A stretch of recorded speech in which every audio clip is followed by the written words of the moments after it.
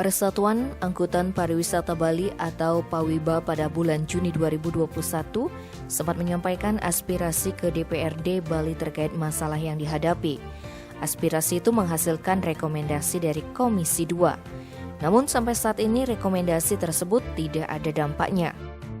Terkait hal itu, Ketua Komisi 2 DPRD Bali, IGK Kresna Budi menjelaskan, selama ini pihaknya sudah sangat banyak menampung keluhan dari pelaku pariwisata, terutama yang bergerak di bidang transportasi.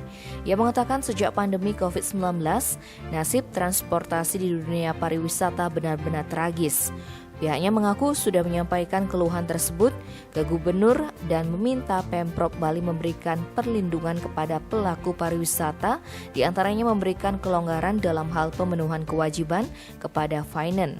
Menanggapi hal itu, anggota PAWIBA Bali Wayan Rupawan mengatakan pihaknya sudah mengadukan nasib mereka ke DPRD Bali, OJK, dan Dirjen.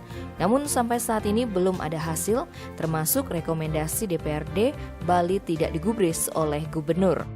PAWIBA Bali menyebut rekomendasi DPRD Bali menjadi macan ompong karena sudah 3 bulan tidak digubris oleh pemerintah. Tim Bali Express melaporkan.